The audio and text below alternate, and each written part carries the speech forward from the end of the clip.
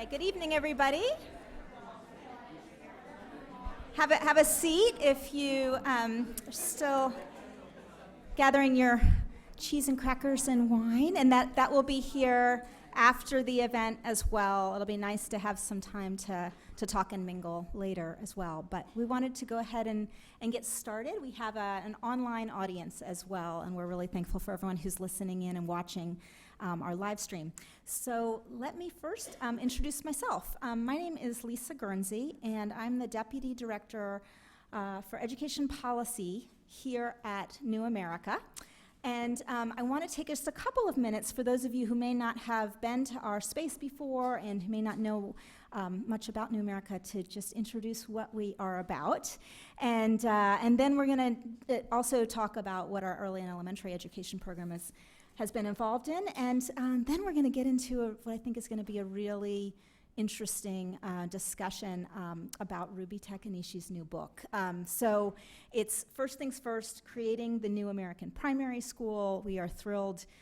Ruby's been thrilled that it's out, but really thrilled to have Ruby and her ideas injected in the conversation in this way. She's been a senior research fellow with us here at New America for about 2 years. And before I forget, I also want to let you all know that we'll be live tweeting this event. Danielle, our amazing communications associate, is going to be doing that, but you should please feel free to join that social media conversation as well. And the hashtag is First Things First. So we're trying to get some real traction with the great title of this book. So let me just take a minute to explain New America to those of you who may not have been here before or are wondering kind of what this place is. New America is a think tank and a civic enterprise committed to, and this is our tagline that we really do try to live out, renewing American politics, prosperity, and purpose in the digital age. The digital age piece is incredibly important to us here. The questions of how technology is affecting, how technologies are affecting the way we live and work and the way our society works together, that line of questioning runs through almost everything we do here at New America. We are a place that's trying to generate big ideas and really bridge the gap between technology and policy and to curate a broad public conversation. And even in books like Ruby's and in many other things we've done here as well, there is a question and a tackling of some of the issues that relate to how the digital age is affecting the way we learn. Structurally here at New America, we are a combination of a policy research institute. We are in many ways a technology laboratory. Our Open Technology Institute has technologists on staff who are creating software and various tools. And we're also a public forum and a media platform, and in many ways we think of ourselves as a venture capital fund for new ideas. The work in our education policy program, that's one of the biggest programs we have here at New America, and we run the gamut from and look at how learning happens from birth all the way up through the adult years. So we have people who are focusing on the birth through age 8 years, which we'll talk about in a moment, but also what's happening in our public schools and how we perceive and improve educator quality in public schools all the way up through the 12th grade. And then we have a very large higher education team as well as a group that's focused on apprenticeship and skills needed for those adults kind of returning to the workforce. So it's a great team. It's an exciting place to be because we're making all of these connections across these spaces. We really feel that the intersections, say between kind of what's happening in the birth to 5 space and the K-12 space, or the intersection between what's happening at the high school level and the post-secondary level, that those intersections they're really knotty and hard, but they're also where some of the most interesting work can happen, and it's where some of the biggest ideas are needed. So we put a lot of our time and attention into that. So when it comes to our early and elementary education program, that's a big part of the way we're trying to think. And I want to call out and have Laura stand up for a moment. Laura Bornfriend is our director for early and elementary education policy in our education policy program. Yes. And Laura's done just fantastic work over the past year. Many of you may have seen the series that came out on principals and how principals are thinking about the years of early childhood up through the third grade, the third grade years. So it's a really interesting look. Often people aren't thinking about principles, but we will in our discussion, I think, be talking about principles today. Laura just had surgery, and she's recovering great, but it's hard for her to talk. So I am taking over her role for a moment here and just describing some of the work that she's doing in the early and elementary education program. We wanted you to know that that's a program that focuses on, as I've said before, birth through age 8. So we definitely are interested in and think that pre-K is incredibly important, and we do a lot of work on pre-K, particularly in the 4-year-olds, but even for 3-year-olds. However, we also, and this is very much backed by research, we really believe that there's a lot to do and a lot of emphasis needed on the 0 through 3 years, as well as the kindergarten through 3rd grade years. So that's why we put it all together. And this is a trend line that we see in a lot of early childhood conversations these days, that we really need to be thinking about that continuum all the way across from birth up through 3rd grade. So you'll hear a lot more about that shortly. One of the things that I just wanted to quickly call out about Laura's team, but also about our dual language learners national work group, which is headed by Connor Williams, who is over here as well, is that we really put an emphasis on going out to districts, to school districts, and we go out to states and visit with people in state departments of education and also in the health and human services side to understand better what's happening on the ground.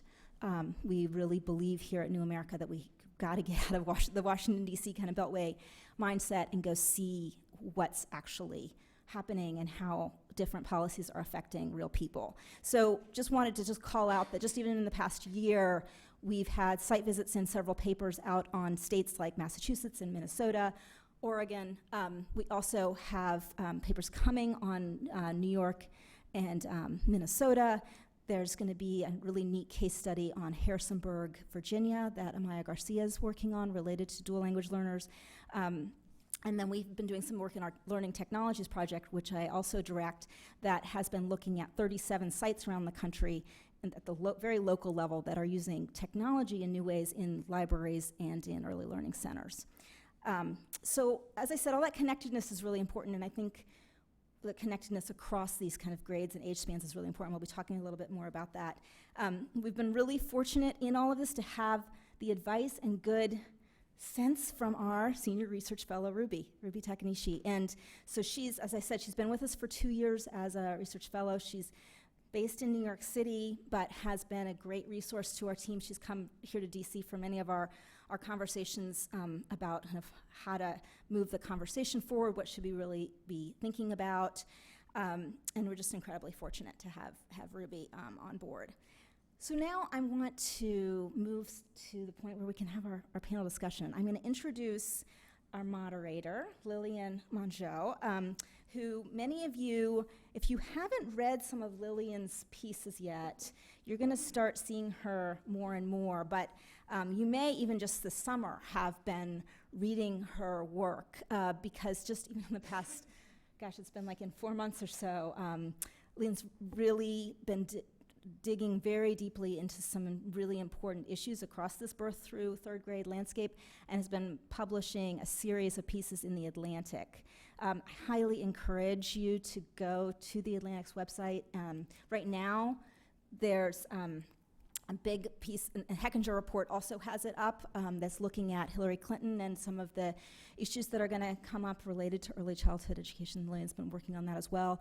But there's the series from The Atlantic has, I mean, she's gone all over the place, including to England, where she she was there for a week and looked at what pre-K looks like in that country. And it's just a really fascinating story, and it shows what you can do when you can really just get on the ground and see. I mean, there's just details in there about little kids who are making Play-Doh, but they're basing this on like recipes that they learned from weeks ago, and they themselves are creating the Play-Doh recipes. And just these kinds of moments give you a much deeper sense of what's happening in these years.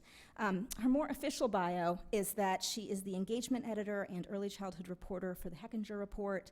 She's also been the co-writer of an early childhood education blog for Education Week since 2014. And she also has earned special citation from the Education Writers Association for a feature that she did in the Dallas Morning News about her returning to South Texas, where she served as a Teach for America teacher. She went to go see her former students graduate high school. So there's lots more that you can read about Lillian in your bio sheet, but I'm going to turn it over to her now, and she's going to introduce our panel. And thank you again, Lillian, for being here. Thank you. I'm going to stand to do the introductions because these folks deserve standing. Thanks for that great introduction, Lisa, and thanks for having me. For the series, the best place to go is actually the Hechinger Report, and you can see the whole thing. Little to Nothing is the name of the series. If you just search that, you can see everything on one page. So we got a couple extras in there. There's a Q&A with Hillary Clinton on her policy initiatives. There's a map that we worked really closely with NEAR on and released together with their new quality judgments, so you can see how access and quality overlap for state preschool, and a few other things like that. So anyway, I don't have to introduce myself because that's already been done. I'm going to briefly introduce what we're doing, and then I'm going to introduce the panelists and call everybody up. We'll have a conversation probably for about a half an hour, and then I'd really love to turn it over to the audience questions. So we'll try to leave like a solid 30 minutes for your questions. All right, and I'm going to stop saying at some point also. So one of the reasons we're having this conversation tonight is that, as Ruby pointed out in a conversation we were having earlier today, and it's in her book, that about 30% of elementary school students can't read proficiently according to NAEP scores. So that's nationally across the country. It's a little different in each state, but that's the national figure. Given that is the case, something is going wrong, right, before we get to that. And though there's been a focus on reading scores, and though, of course, NAEP scores aren't the only way to judge success, it also begs the question, well, how come this many children are unable to pass this very simple test? So what's happening before that, and what might be changed? If we believe talent is equally distributed, there's no reason for there to be a gap this large. Ruby said to me earlier, again, she said, it starts early, the problem starts early, and preschool is not enough. We talk about how important preschool is. There's lots of studies showing the importance of preschool, but if there was just universal preschool across the board, 3- and 4-year-olds, it wouldn't solve the problem. We need to rethink, she says, we need to rethink the entire K-5 system. And so that's what we're here to talk about tonight, is Ruby's idea of rethinking the K-5 system. And we have some great people who are very deeply involved in that system. We've got a teacher, we've got a former superintendent and also a former teacher, and a researcher who are very deeply involved in the day-to-day of this. So we're going to take a look at what would it mean to reform the system, what would it take, and is it even possible? So I'm going to go ahead and introduce everybody else now. First, we have Steve Oates. Steve is a retired assistant superintendent and an early grades teacher. He was a first grade teacher for many years before he became a superintendent. And it's been pointed out a few times today, that's unusual. A lot of times it's high school, middle and high school teachers who go into administration, not elementary school teachers. And we're going to talk about what that means for leadership in elementary school. Steve grew up in North Carolina and went to public elementary schools there, and graduated from East Carolina University. So Steve, come on up. Yeah, come on up.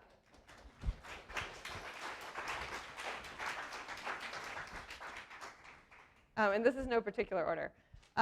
Christy Cowers is next. She's the research assistant professor of P3 policy, that's preschool through 3rd grade policy and leadership at the University of Washington in Seattle.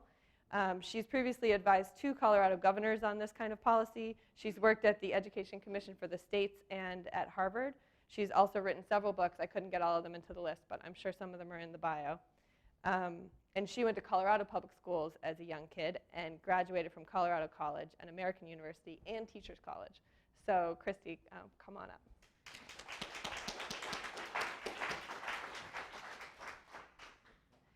Okay, Susan Choplin is our resident teacher for the night. We're really pleased to have her. She's a current kindergarten teacher and also a demonstration teacher for the North Carolina Department of Public Instruction, which means that other teachers come and see her classroom to learn how to do it right. She's been involved in the Power of K initiative in North Carolina, which if you haven't heard of that, it's a really fascinating program that they've done there where they've really focused on improving the kindergarten specifically and then kind of growing from that. Susan is also a lecturer at UNC.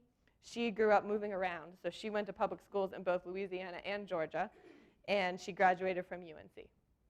Come on up.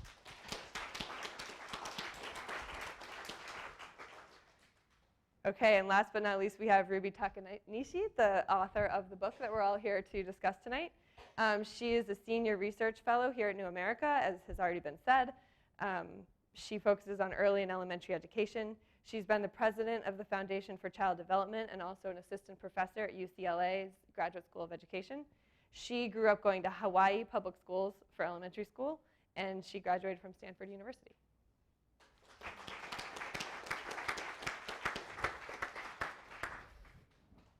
Okay, well, thank you all for being here.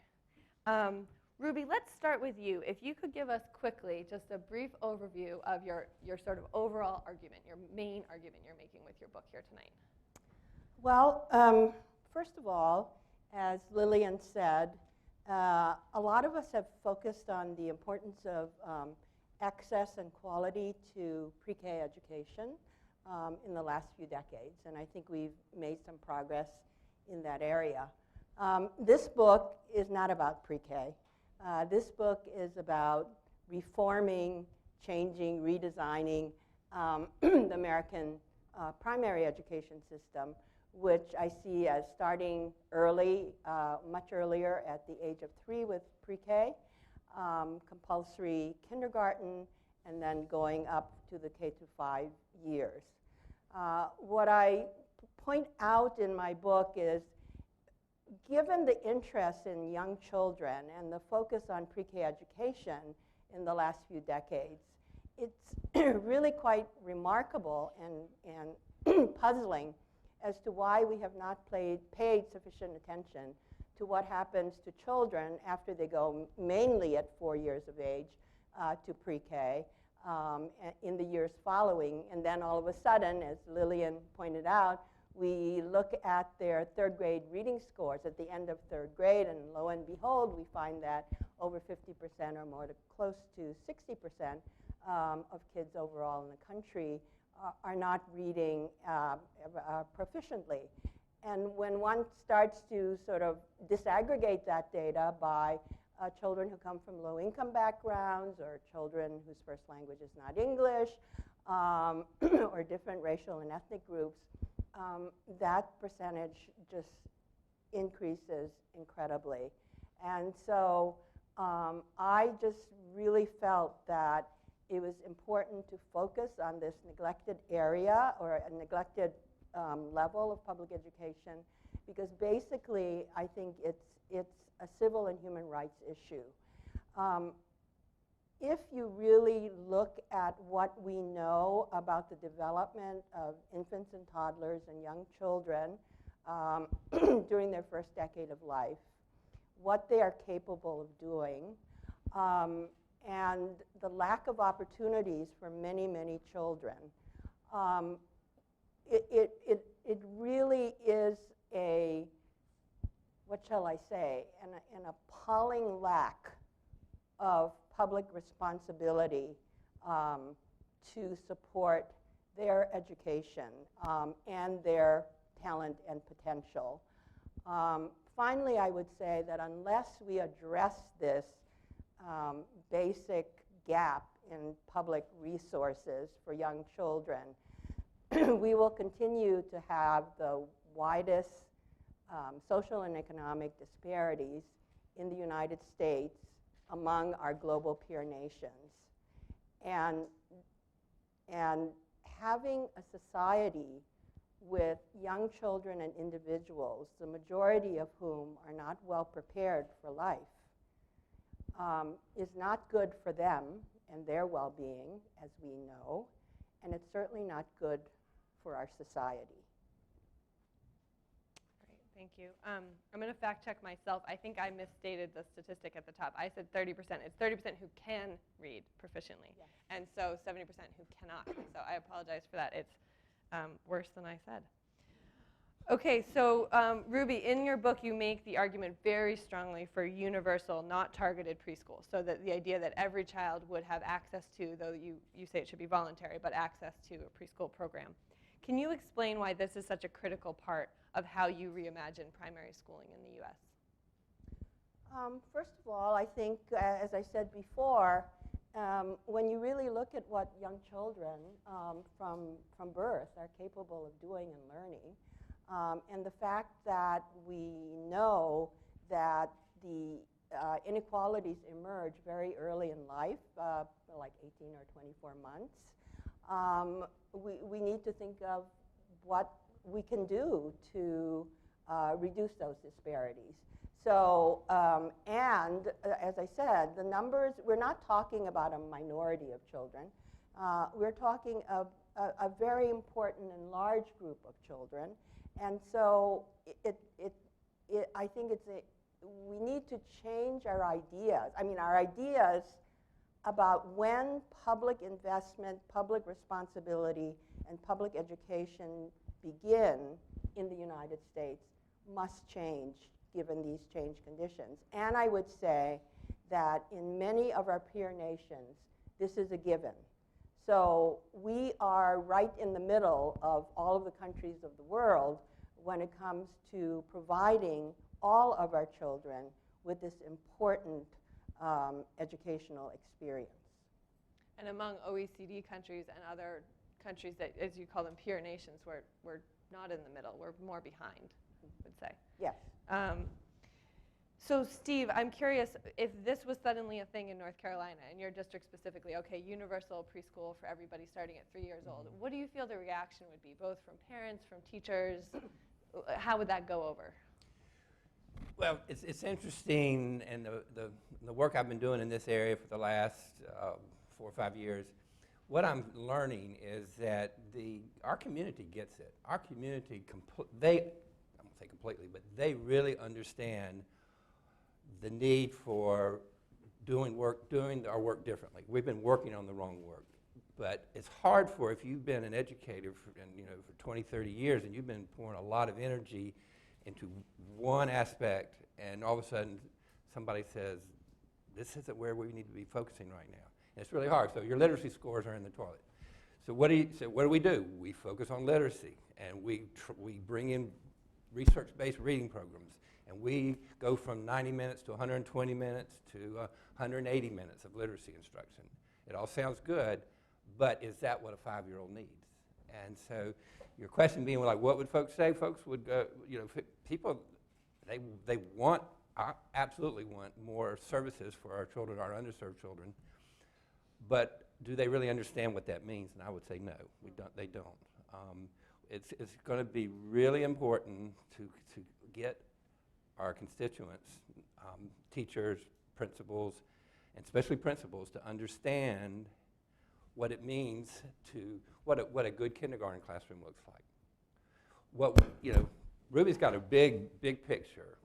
In my world, working with principals, the picture I've been focusing on is we've got children coming into kindergarten, and they are either have not had any kind of school experience, any pre-K experience, or they may have had pre-K experience. Either way, what they see when they get to kindergarten is not what they need. It's the children who have had pre-K experiences, they come into a little first or second grade classroom, and they move from having these great experiences of learning by engagement, learning by doing, and all of a sudden they're sitting most of the day, and they're being talked to most of the day. And it's just, we can invest in pre-K, but until we also change what we're doing in kindergarten, and Ruby talks about this a lot in her book, in first grade and second grade, our investment's not going to be, we're not going to get what we need to get out of our investment. And then especially for those children who've had no pre-K experience, they come in and they start regressing really fast. But there is, in our community, there is a lot of philanthropic interest in helping our district reach out and get universal pre-K up and going. But until our school folks get the big picture, we don't have the capacity to do it. We have to figure out how we can collaborate with our the private, the daycares and the private pre-K schools and the little grandmothers who are running their daycare centers. We don't have the capacity to do it. So if they said, I mean, right now we have funds where we can add 30 pre-Ks in our district next year. We don't have the capacity to do it. We don't have the folks that know how to implement it. Yeah. So we've got a lot. We'll come back to that question of, But of we've both got capacity and funding. Yeah, sorry. So, to answer your question is, the interest is there, but the capacity and the understanding of the work that needs to be done is not there. And Christy, if you could just take us out big picture on that same question. So in terms of the different communities that you've worked with and that you've studied, what would be the reaction to, hey, we should have universal preschool, not just for underserved children, but for everybody? How would that go over? I mean, I think Ruby points to some really provocative issues in the book. The notion of universal pre-K actually isn't new. I mean, there has been a community of early childhood advocates who have been focused on this for decades. But they have focused on it in a little different configuration. There's been sort of, up until I would say the last 5 years, a big focus on birth to 5 early learning system building, which is an effort to try and align across Head Start and childcare and state-funded pre-K, and with the notion that all children, all 3- and 4-year-olds, and infants and toddlers should be in a high-quality setting. Mm-hmm. So I think the notion of universal, high-quality services for 4-year-olds is a given. I think what's so provocative about what Ruby puts out there is sort of under whose jurisdiction it should be, which is under the public school system. And then I hope we can come back to, I want to push a little bit more on what Steve started and what Ruby so eloquently pulls out in the book, is the radical changes needed in K-3. Because I actually think with the school districts I work with, that's going to be the harder sell. A lot of schools think they got it. We got K-3. We're happy to take on pre-K, but don't tell us how to do K-3. We've got that all figured out. Sure, and we will come back to that because as Okay, Ruby good. says, the book isn't about preschool. Yeah. It's about much more than preschool. One thing I want to do before we go on to the next set of questions is ask the audience a few questions, just so that everyone up here knows who you are a little bit. So if you could start by raising your hand if you have been a teacher at some point. You don't have to currently be a teacher. Okay, got a big group. Keep your hand up if you've taught children under age 10. And keep your hand up if you've taught children ages 3 to 5. All right, interesting. Okay, raise your hand if you currently work for a think tank. Raise your hand if you currently work for a non-think tank nonprofit, like some other kind of nonprofit. Okay. And raise your hand if you currently work for the government. Oh, only a few of you. Okay. Great, thank you. One more thing. Proud and proud. Since so many of you have been teachers, you'll get this. So we're going to do a 1 to 5 fingers. 5 is if you feel like you could basically give this presentation, and 1 is if you're pretty new to early and elementary school policy. So 1 is very new to this. 5, you know everything there is to know. You barely believe you're here listening. Okay. Good mix. Okay. Great. Thank you. I think that'll help us give a presentation that'll help you. All right. My next question is going to start with you, Susan. There's been growing concerns about an inappropriate focus on academics too early. And this, of course, applies to preschool and kindergarten, but also to 1st and 2nd grade. I would say it's something that parents especially are concerned about. Can you tell me what a really strong kindergarten class that is focused on academics, but that is also developmentally appropriate looks like? Sure.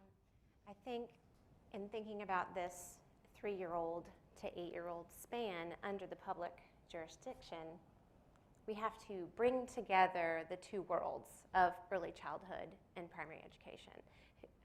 In Ruby's book, she talks about how they are 2 different worlds at the preparation level. So in North Carolina, a lot of times we see if you've come from a BK background, which is what we have in our state, then you have great knowledge about child development, about working with families. And if you come from a K-6 or K-12 perspective, then you might have good content knowledge.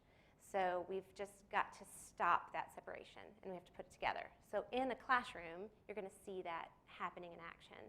So children are engaged in their learning. We're thinking about the content that they need to learn, what is it they need to learn, and then how do they learn that? How do they progress from 3-year-old level of development to 8-year-old? Because I would say in my kindergarten classroom, I probably have that span of development with my just 5 and 6-year-olds. And so you've got to understand that they need to be active learners. So both in taking a standard that I need them to meet and creating an active activity that will help them learn that standard, but also that they are active in their own learning process. So they understand themselves as learners, or they're learning to understand themselves as learners in the early years. And they're starting to discover who they are as a learner, how they learn things best, and they have control of that learning. So they understand that if I work hard at something, I'm going to get better at it, and it's in my hands. So definitely that. I think what is missing for sure from the K-3 world is the social and emotional development of children. And you can just turn on the news these days and see that if we don't start addressing that, it's going to get worse. And so in a wonderful classroom that takes that into consideration, you have a community of learners where there are strong relationships between children and teachers. And a lot of the problems that are occurring right now are not the problem of the teacher, it's just that there isn't any emphasis, and Ruby talks about that in her book too as well. There's no emphasis put on that social and emotional development of children. We're too focused on the reading scores, and we forget that children don't learn skills in isolation, it's social. So that's another part, I would say, in the process. Active learners, and then also that community. Community is important. Can you give us an example of an active thing a kindergartner might do that would also teach them language skills? Like that wasn't just you directly saying, oh, this is A, B, and this is C. Oh, absolutely. So it's the 8th day of school in my kindergarten classroom today. And so I really love to think about kindergarten as a bridge, and I know Christy has talked a lot about that.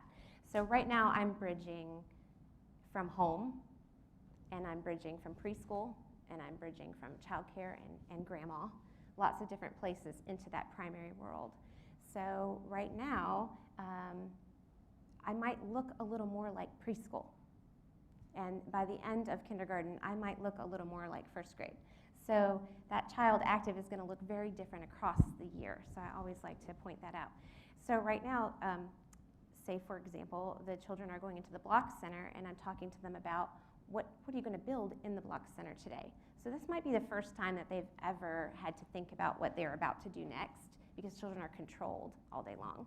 And so they suddenly have this, again, responsibility for their learning. And right now it looks very playful. It continues to look playful all year. But what are you going to build in blocks? I'm going to build this. Now what do you think? How did it go? What happened when it fell down? What could you do next? That same idea of learning then turns into a writer that's thinking about what are you going to write about today? How are you going to do that? Here's your piece of writing. Once it's finished, let's share it. How did it go? What could you do better next time? Yeah, great, thank you.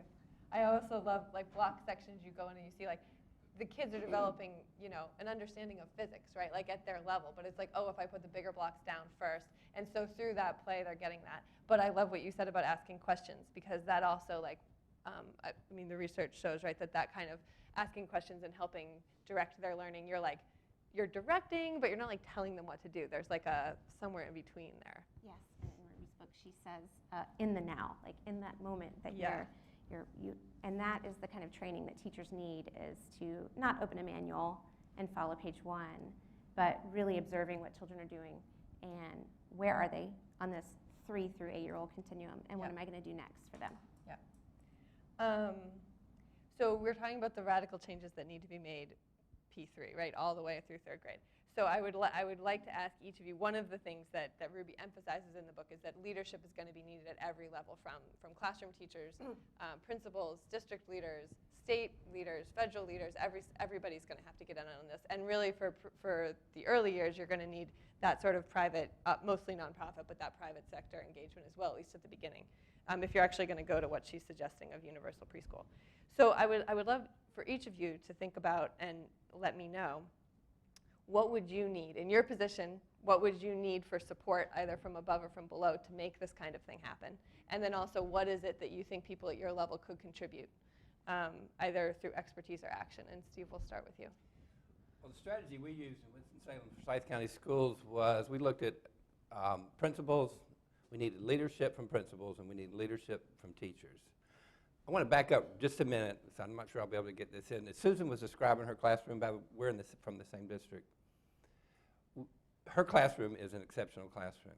When I got to Winston-Salem Forsyth County, there were a lot of kindergarten classrooms where the blocks were gone, the housekeeping centers were gone, the dress-up centers were gone, and the amount of language skills that were lost because we were losing those opportunities is just, so it's, we've got huge leaps to go just to fix some of the things that how kindergarten has regressed. But go back to your question. The principals needed to understand child development. They just did not. Very few principals come from the early grades. Most elementary principals are former upper grade, 4th, 5th grade teachers, just as a lot of district administrators don't come from elementary.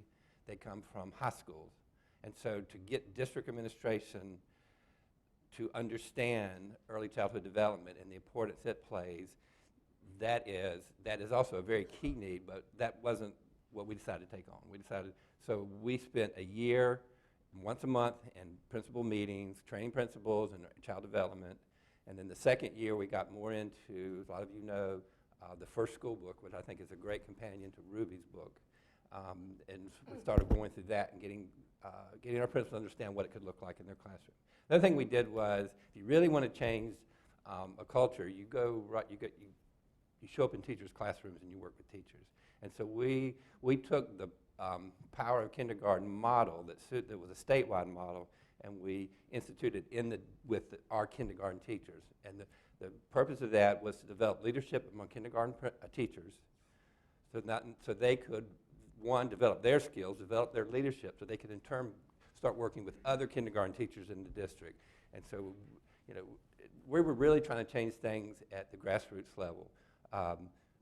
District administration would come along once, at some point, they would have to accept what was happening in these classrooms. Susan might, and when she gets a chance to speak, I hope she speaks more about, because she's been really instrumental in the Power of K movement in our district. But so that's kind of the leadership areas we looked on: teacher leadership, principal leadership.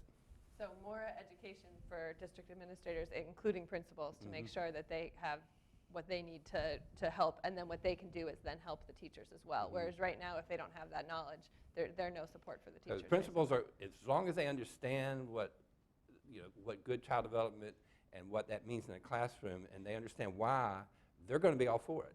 They just, and they have backing from the district, then they'll be okay with it. Just as teachers, they may understand that, don't take my blocks away, but if their principal's not supporting it, then they're going to just go with whatever the district says. Yeah. So that's why we had to work at both ends. And Christy, from a sort of a policy perspective, I know you've worked on the state level. What's needed on that level, and what is potentially something that they can offer? So I think there's at least two really big ones. The first one is the role or the problem of institutions of higher education who are preparing these leaders and teachers. And again, Ruby talks about this in the book, but we have very deep silos within higher ed about sort of who does K-12, who does birth to 5, what does a high quality K-12 teacher look like, what does a high quality early childhood teacher look like. And so figuring out how to reform higher ed, I think, is a really big nut to crack. And I think somewhat inherent in that, because higher ed we have a lot of independent institutions. Nobody can really boss them around and tell them what to do, except that they become very responsive to state policy. And so I do think there are some state policy moves in terms of what does count as certification for superintendents, for principals, for teachers. Sort of if the state policy sets some new guidelines, then institutions of higher ed are going to have to respond. But I also think within state policy, there's a whole slew of other challenges, mostly around governance structure. Like, I even think about things like legislative committee structures. Right now, most states have legislative committees that think about K-12 issues, and then other legislative committees who think about early childhood issues.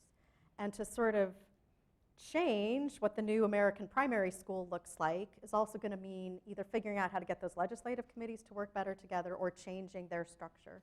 And I would say those same sort of governance divides exist within state agencies, state departments of education, who often oversee K-12, sometimes pre-K, sometimes not pre-K, within governor's policy offices. So I think there's some governance silos that are a challenge as well. Because pre-K can often exist under the Department of Health, right, as Head Start does on a national level. Yeah. I mean, you can have in a single state pre-K in one agency, child care in another agency, Head Start, which is actually federally administered, so it sort of jumps over state control altogether. So yeah, it can get pretty messy. Ruby, I'd invite you to add anything on this, but I especially would love it if you could talk to what the federal government potentially could do, or if you don't think that they have a strong role in this. Well, I think the federal government, I mean, I do address that, and of course we are really very much with the passage of ESSA in December of 2015 in a different policy environment going forward. So I basically see the role of the federal government as being one that is, I use the word actually bully pulpit, in which they can generate ideas about what should happen or what kinds of innovation should happen, and which I think is already occurring, and use whatever amounts of funding, like grant makers, for example, to see how that happens. You know, I really think that going forward, a lot of what will happen in American schools, including the new American primary school, is going to occur at the state level. And Christy referred to that. You know, really the preparation of educators is a very big one, and the role of state commissions of educator preparation is I think, incredibly big. And I would only add that in our current way of delivering or governing American education, which is a very local issue, what we need to do is to think very much more deeply than we have about how we create people like who are sitting next to me. You know, we need to increase their numbers, because they're the people who you know, reimagine and recreate and implement these programs. And as long as we have an American education system that is based on local control, we must invest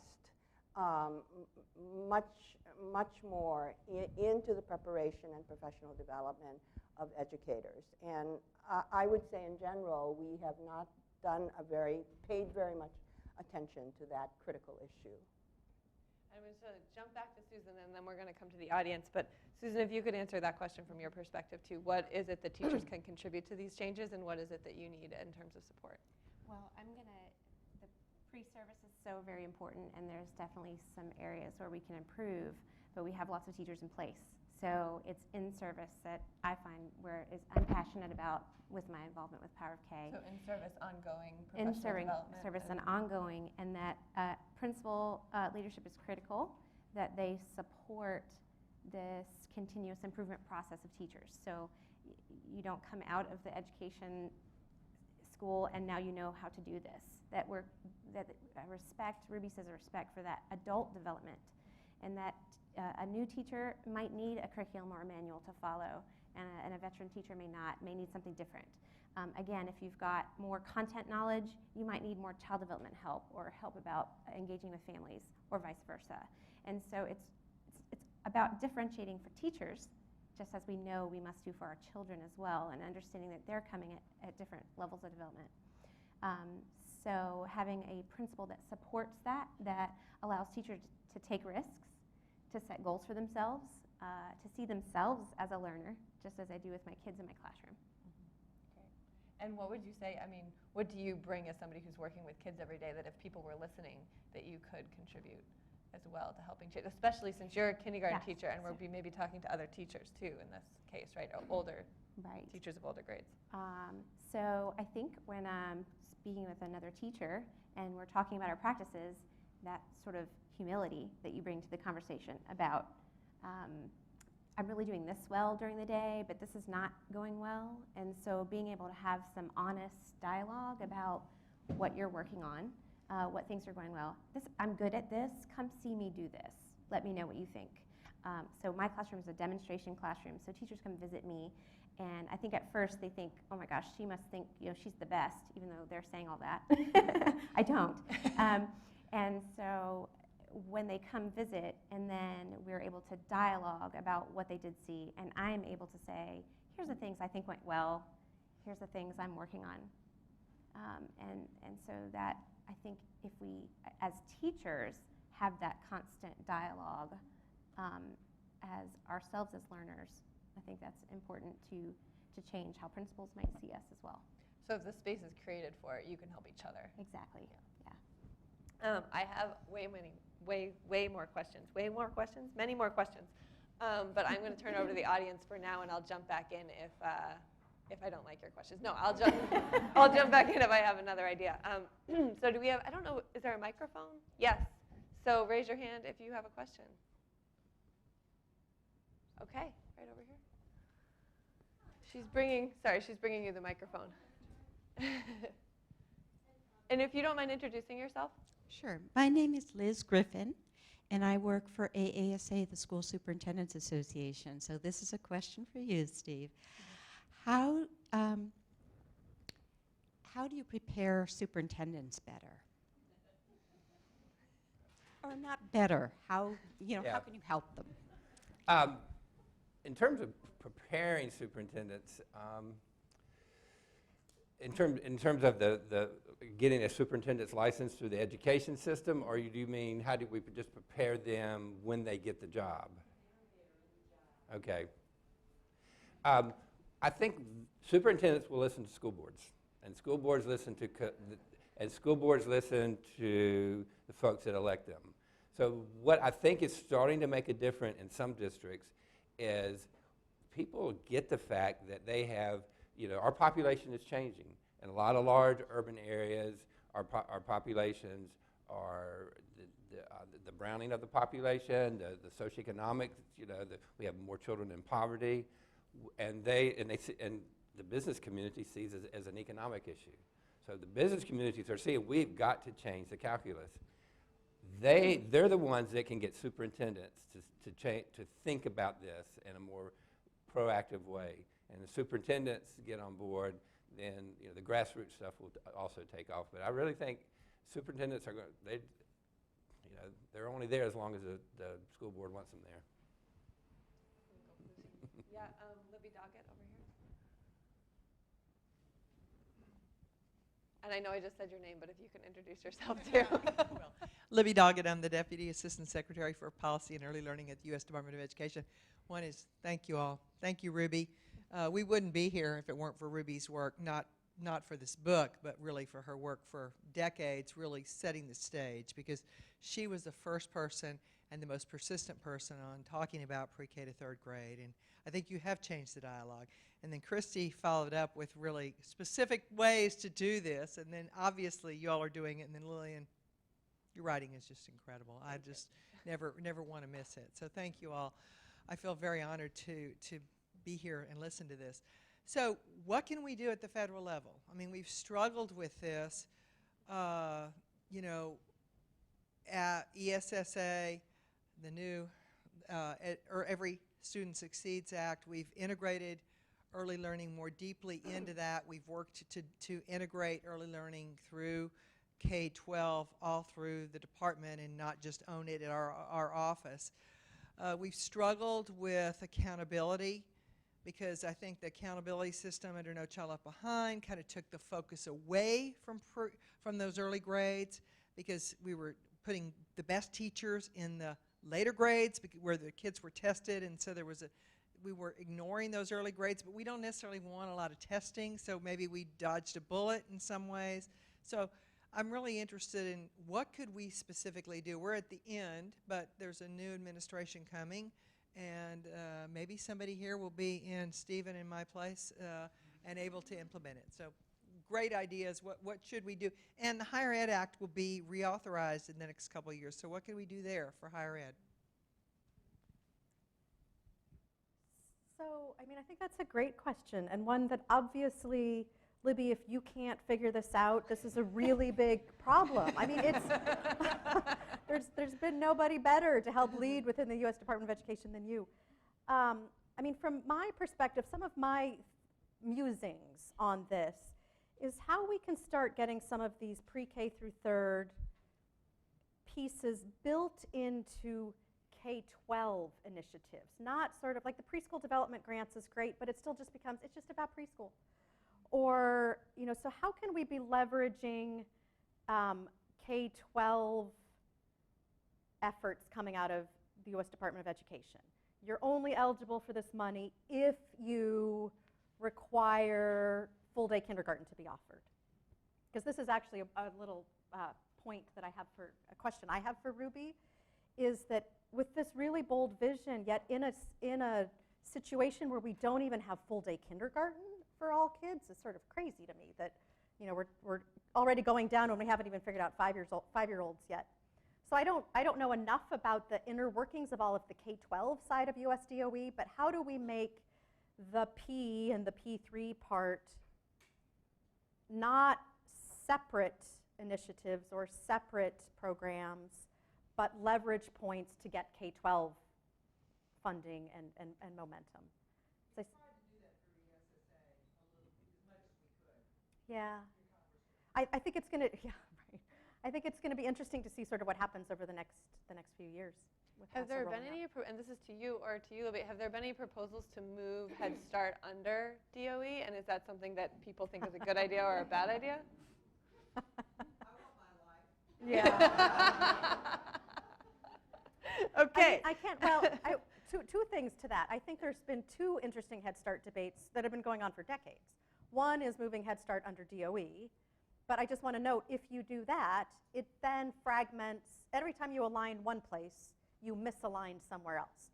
So if you moved Head Start out of HHS, then you're fragmenting it from childcare, which is another very important service system that is serving our young children. But the other bit is, and having worked for two governors, is the question about moving Head Start under control of states, so that it's not a federal to local program, but much more of a state-controlled program. Yeah. And I know that's another one that many in this room probably still have some scars from.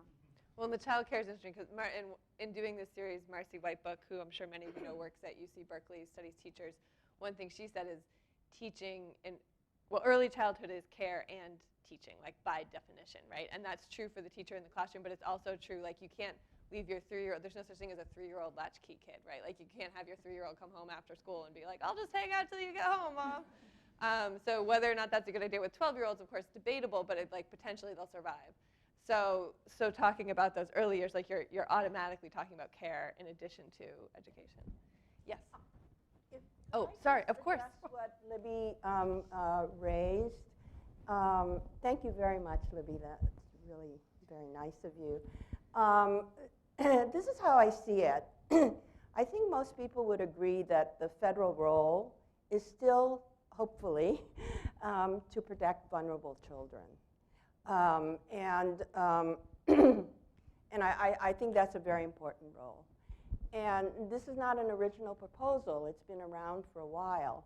But I do believe that there should be, just given the incredible knowledge about the development and learning of children from birth to 3, there should be, and I say it in my book, a targeted program for children from birth to 3. And I would propose that a very large part of Head Start be focused on that age group, because when you really think about what these children are capable of and the opportunities that are not there to develop them, it's an absolute tragedy And I don't understand why more people don't really get up and start to, say this and do something about it. So my idea is that we focus a lot of the federal funds on the vulnerable children from birth to 3, and that the states take responsibility from 3 years up. And one of the things I do mention in the book as well is, while this book is focused really on the restructuring of primary education, it has implications for what happens in middle schools and high schools. I mean, that's a whole nother area where we really need to think about, how long should people be in high school? Should they all be doing the kinds of educational programs that we have now? I mean, if you look across countries of the world, you can see that at younger ages, kids are making choices about specialization and so forth for work and career.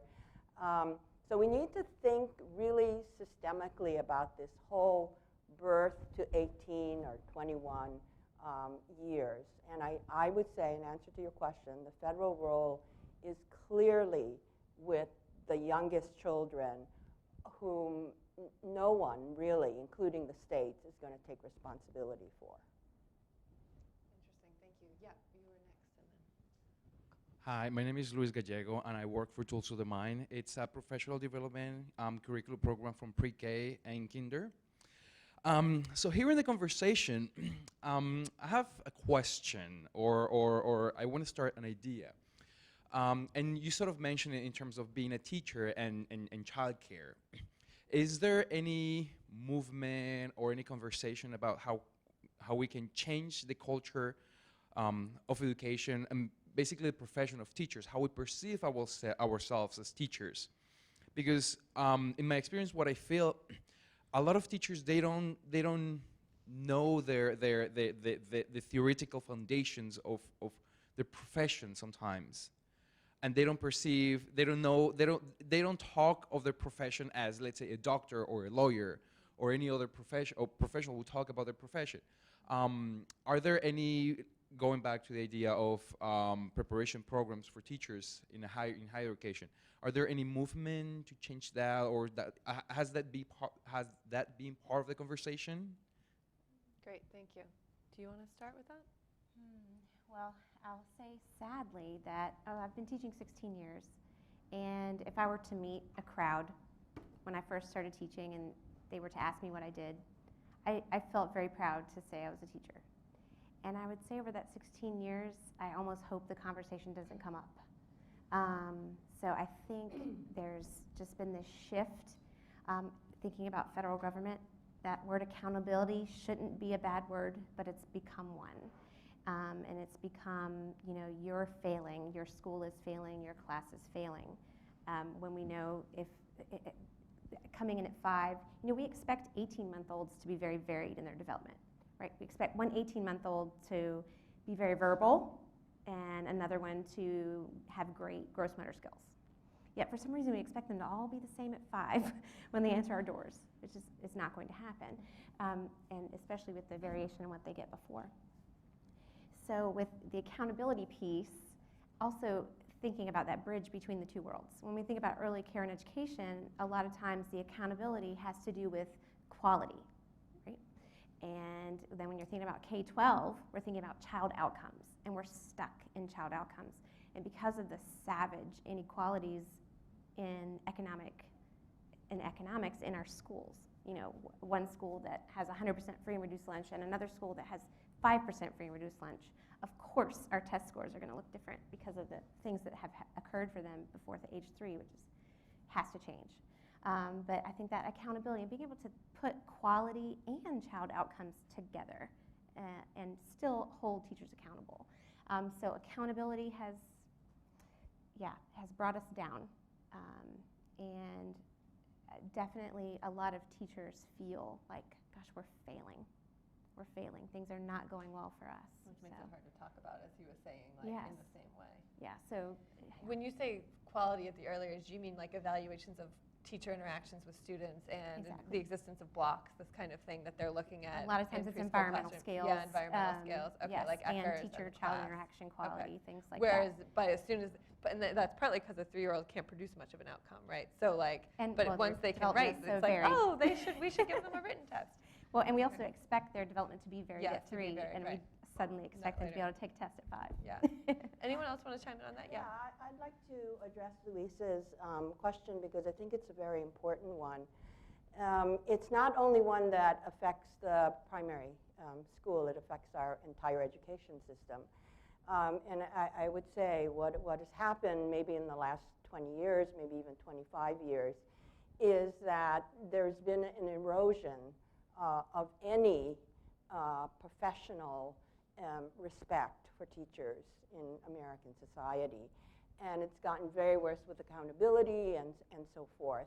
I mean, I feel that the kind of accountability that, or teacher accountability, is really the result of the fact that we don't have in place the adequate teacher preparation or preparation of principals and superintendents so that we can have trust and confidence in our teachers to do the best professional job.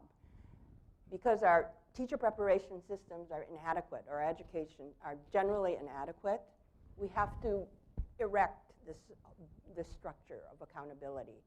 And it's been a very destructive force, and I think contributed to the fact that people don't want to be teachers anymore, teachers leaving the field. I mean, teachers have been under siege, and I think inappropriately so, because I don't think any profession should be under siege if they're not prepared to do their job well. And I would say that in most cases, and Christy mentioned higher education reform, they are not being well prepared. And so that's one big issue. The others are pretty obvious. There are now more choices for American women, particularly, because our profession is very feminized. You don't have to be a teacher. At one stage, that was one of your only choices. And so you became a teacher, and you did the best you could, and it brought a different kind of person, I think, to the field. So there are important recruitment issues that are involved. We have no selection process, essentially, for teachers. I mean, what profession, of any stature or respect doesn't have a selection system in place? So, and that's why I feel, after finishing this book, that one of the most neglected and essential areas in education, and certainly in building the primary school, is the recruitment, the selection, the preparation, and the support of our educator workforce. And I would just want to quickly highlight that those teacher issues are only complexified when you sort of bring in the pre-K side, where we don't have required bachelor's degrees, we have abysmal wages, and so to sort of talk about professionalizing a field that makes less than parking lot attendants and hairdressers is a really big issue. And so I'm glad that Ruby touches on that in the book, and people in this room. I see Barbara Willer from NAUIC. I mean, there's a number of people who are really pushing hard on this, even making teachers in pre-K as highly respected as K-5 teachers. And so I think the pre-K 5 vision that Ruby puts out there is really messy when you dig into the roots of the differences in systems. We have some questions over here. Yes, sir.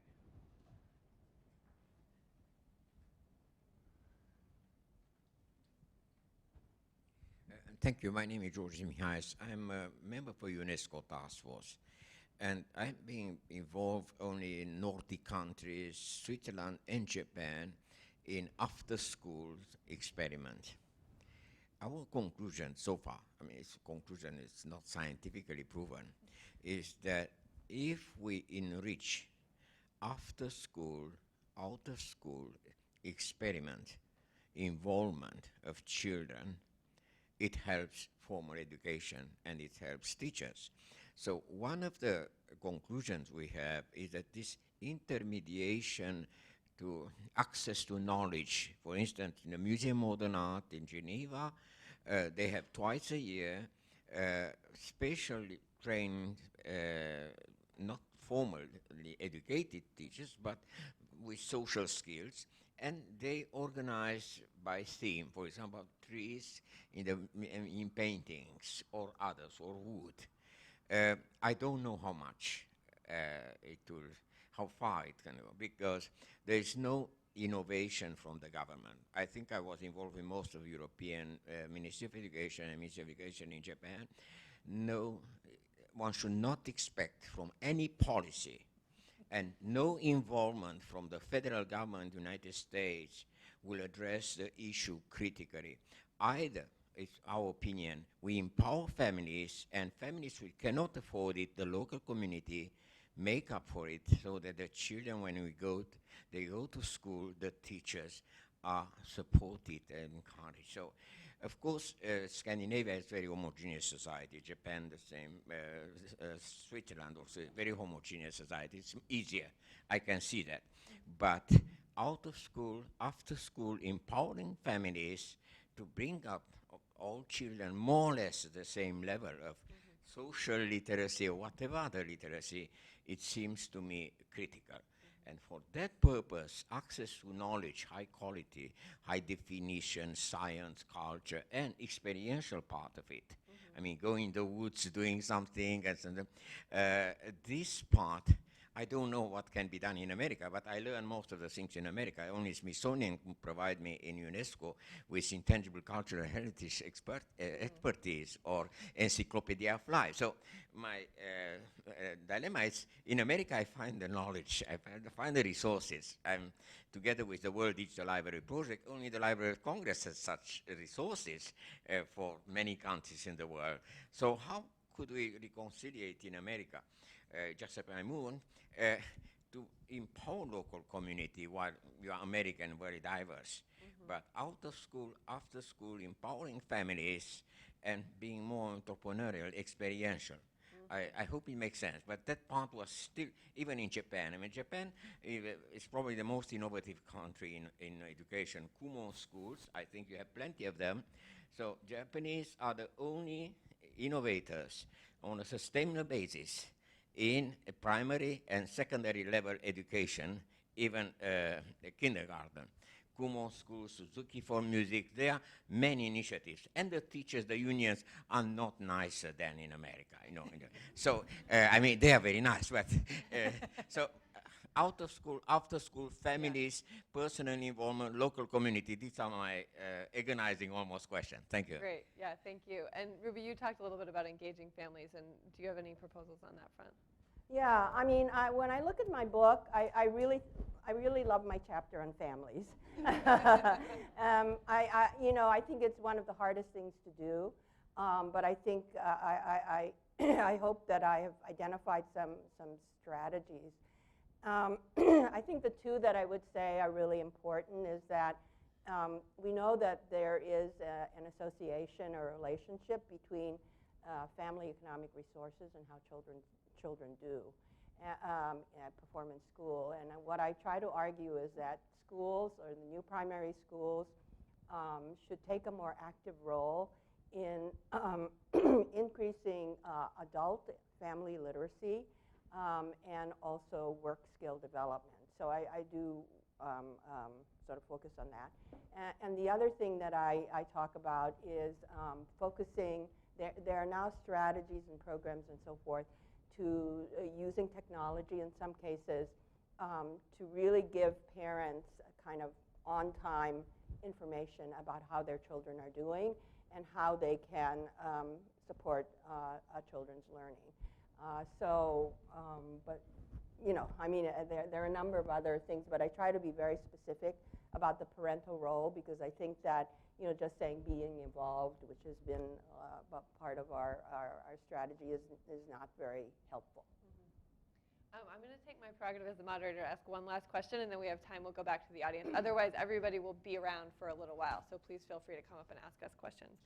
So my last question, as the reporter in the room, is about money, which seems to me like the elephant in the room here. So if we're going to reform primary schools and we're going to serve children in free public school from age 3 to age 18, where is that money going to come from? Well, I'd like to say that I think that's what shall I say? It's the elephant in the room. And what I try to do is to bring the elephant into the room. I think that is a very key question. So I talk about tax policy reform, which I think is very important, and budgetary policy reform. And I do talk about the need to address the inequalities in the financing of education. We're quite familiar now with those inequalities. But when you look at the inequalities in just the pre-K space, again, to me, it just brings it right into the human rights and the civil rights arena. Because in some states, I won't name them because they probably will be embarrassed, the per child expenditure might be $3,000 to $4,000 at the most right now. And then if you... For an entire school year, 180 days and so forth, and typically a full-day program. Now, how you run a program like that, I'm not really sure. But then you can go to a place like New Jersey, which there is really a lot of variation, and it could go from $15,000 per kid to even in excess of $25,000 per kid. But I think what is really, really important in terms of the social and economic inequality and equity issue is that if you are a parent with the resources to be able to purchase the kind of pre-K experience for your child, you are really paying anywhere, let's say, I'll just be conservative on the bottom side, $16,000 to $45,000 for a child. That, when you really look at the private expenditures of families in relationship to the expenditures for education in the public sector, those inequalities are I write about this in the book, are not acceptable in our society. And so we have to figure out how to do it. And it's pretty clear that we are going to have to deal with how to generate the resources, the revenues, the money to finance these programs in a way that will provide quality and will provide fair compensation to teachers. You know, we're looking at this in our district, in our county, and Forsyth County is a very conservative county. For all the large urban districts in the state, we have a very low per pupil expenditure. The politics of that will probably not change for quite some time. That being said, I've mentioned earlier, we've got several groups. We've got some charitable groups like the Kate B. Reynolds Foundation, who gets a lot of money. We have some businesses, American Rentals, some other groups that are pulling together. And what they're telling us right now, they put a pretty substantial amount of funding, and they've called it Project Impact. And their strategy is, we believe in the pre-K experience. We believe that they will expand pre-K, not to the universal part, but we'll probably add 30 to 70, depending on extra pre-K classrooms in our district, which is pretty substantial. And we're keeping really good data on it. We have some really strong metrics. And then their plan is, in 5-7 years, they're going to go to the electorate and say, look what the difference it can make in this district. And then we're going to ask the taxpayers to pay for it. So in my home state of Washington, we actually have a major ongoing lawsuit called McCleary that is actually challenging things just like that, because there's some districts that say we're just going to raise our own local revenue to fill the gaps that the state isn't meeting. So while I think it's wonderful and beautiful that there are counties and districts that can do it, it's leaving behind when it's left to sort of district by district decision. So I don't have the answer, but I just want to throw out another provocative idea that, again, has been around for decades, and why I think it's so important that Ruby contextualized this vision in the broader P12 realm, is that when we change the American public education system this way, it is going to change middle and high school. And so the idea that's been around for a really long time is, why don't we do away with the senior year in high school? Because so many of those kids are either already enrolled in AP classes, so let's figure out how to get them into the post-secondary system, or they're moving into a voc tech direction, and so let's move them into career fields, and take those 12th grade dollars and reinvest them into a grade level prior to, well, I would say kindergarten needs it still too, but kindergarten and pre-K. Yeah. But the other irony is this, and this is why I think, again, Ruby's frame for this is so important, is who is against that? And back in the 90s, when I was in a policy organization, it was high school athletics who was against it. What are they going to do without their big senior quarterbacks? Yeah. And so, thinking through, it is going to take a cultural vision and moral shift, I think, to address some of these issues. I think watching from the sidelines, what's been interesting to me is seeing Seattle approved a tax increase on themselves, San Antonio approved a tax increase on themselves to fund this stuff in their own city. And so I'm wondering if that will eventually be seen by politicians as like, look, they keep saying they will pay more taxes. Maybe that's somewhere that's worth trying. That's been third rail for so long that it's like kind of hard to imagine it happening. But at the same time, like, I don't see where else the money's going to come from if the tax system doesn't change. So, except, and this is a much longer conversation, except again in my home city of Seattle, those tax dollars are not flowing to pre-K classrooms associated with schools. Right now there's 2 Seattle preschool programs co-located with schools. And so we still have a bifurcated system of, yeah, great investments in pre-K, but separate from our Seattle public school system. sure. Yeah, very complicated stuff. Thank you so much. I know there are more questions, but it is past our time, and I'm going to have to wrap this up. Please feel free to come up and ask any of us anything you want. Thank you.